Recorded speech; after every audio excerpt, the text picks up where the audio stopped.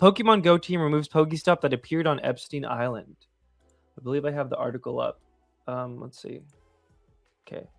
There are thousands and thousands of Pokestops available in Pokemon Go, and some of them end up being troublesome due to location, traffic, safety, and more. That results in them being removed after a review process. But sometimes oddities slip through the cracks. That's exactly what happened with a recently deactivated Pokestop, and it's one that should have never been approved in the first place. Scopely has confirmed that they've removed a Pokestop that appeared on Little St. James Island, which is more commonly referred to today as Epstein Island. Jeffrey Epstein is a convicted sex offender and human trafficker, and he also happened to be the owner of the island. Obviously, this location should have never been approved as a Pokestop, and it seems that the approval came about by mistake back in 2020, 2021. Whoops.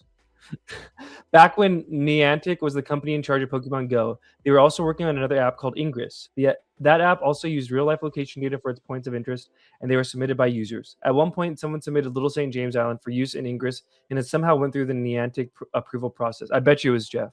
As Pokemon Go used a lot of location data from Ingress, it seems that Pokestops accidentally came to be through the data sharing process. Unfortunately, Pokemon Go players started spoofing their locations to visit Epstein Island, causing a surge in popularity. Once the Pokemon Go team realized this, they stepped in and deactivated the stop. So there you go. There was a stop on Epstein Island, and now there's no longer one. And also, like people were saying in the chat too, it is kind of interesting and funny that like via InQtel, the CIA's like private equity firm that they used to like fund various projects. That's where a lot of like Pokemon Go's early funding came from. So it's like it is kind of hilarious. But let's see. Yeah, the Pokemon Go also comes up a few times in the Epstein files. So here he is texting to or sending a message to who is this again? Let me see. I have the name down here. So this is to Sheikh Fahed bin Ahmed bin Khalifa Al Thani, the second son of the former Emir of Qatar.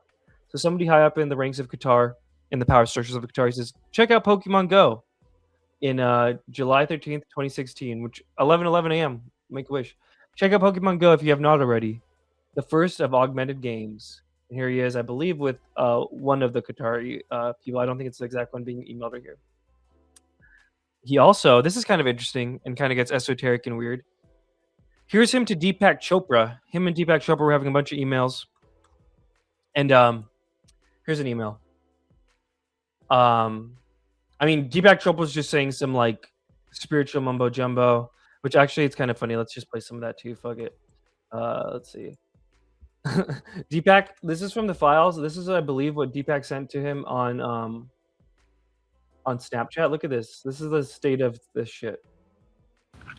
As long as you do not know how you know what you know, you will never know the truth of what you think you know. So stupid. And look at the glasses. Oh my god, these people are hilarious. In like you got to laugh at them kind of way. So Deepak Chopra says, last part makes sense, but we need to know what is fundamental reality. Whatever we end up calling it, there is a such thing as a thing. There is an activity in a unified wholeness, whatever that is. Things are snapshots of perception, which we don't understand. Maybe profound, maybe not. And then Jeffrey Epstein responds, July 13th, 2016. With your remarkable ability to raise an audience, how can you best benefit them and yourself? Lectures, okay. Weekend retreats, okay. Books, okay.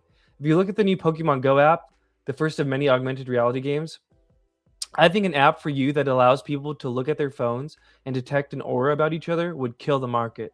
After you return tonight, look up the app and imagine. Wow. So he had like a whole ass religious experience with Pokemon Go. A lot of people did. Actually, let's see if we could find a news story because it was a whole ass thing when it came out. When was that? 2016? Yeah. Let's see. Okay, let's see. Fuck it. Let's do a flashback. Something that may explain any odd behavior you've seen on the streets recently. The smash hit mobile game app Pokemon Go has only been out for a few days, but it's already got millions following their smartphones to the most random places, and police fear possibly into harm's way. NBC's Jolene Kent has more. Gotcha. Pokemon fever is back. It was a magical time, dude. It was people were like that didn't even know each other were like waving and hugging and shit. in a fucked up way, like kind of like after 9/11, everyone in the country was like loving each other. It kind of felt like that, but just on a totally positive energy. It's everywhere. Nostalgia hits in, like, I'm a kid, I need to play this again. It's real life. Well, he texted me like 30 minutes ago saying, let's meet up in Hollywood to catch Pokemon. Trying to catch them all, you know? It's blanketing Los Angeles hotspots like Hollywood and Vine, attracting hordes of players to venture outside to Central Park in New York City to stare at their phones. Pokemon Go is a free augmented reality game that you play on your smartphone. GPS technology places animated monsters inside in the real world around you. Then you Try to catch a Dragonite now on Epstein Island getting trafficked. Whoops. flick this ball here to catch it to move on to the next level. Gotcha. Police departments across the country Gotcha, you're trafficked now. No, I'm just are kidding. It's cautioning fucked up. against Shouldn't joke about driving it. or trespassing while playing. In New York, a warning: don't let Officer Manello and his new partner catch you. Don't catch them all and drive. Pokemon characters are also showing up in unexpected places, like the delivery room next to police at a protest in Oakland. But not all encounters are peaceful. Outside of St. Louis, these 3 suspects were arrested for allegedly using Pokemon Go to lure unsuspecting players into armed robberies. In Wyoming, 19-year-old Shayla Wiggins stumbled upon a dead body face down in a river while playing the game. I wanted to go get a water Pokemon, so I just got up and went for my little walk to go catch Pokemon.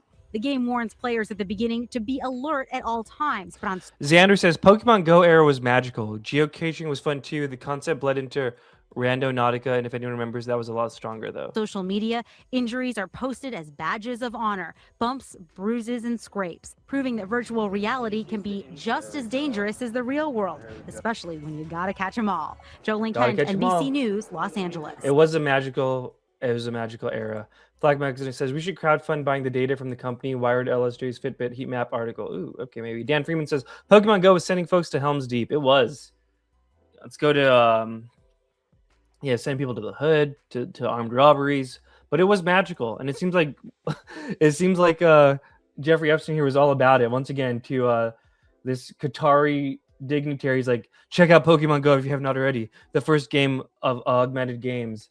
And then to Deepak Chopra, he's like, yeah, books are cool, weekend retreats are cool, lectures are cool, but what if you made a Pokemon Go app for your fans? Like he was all in it. Okay, only a few more left. It's gonna be a quick one.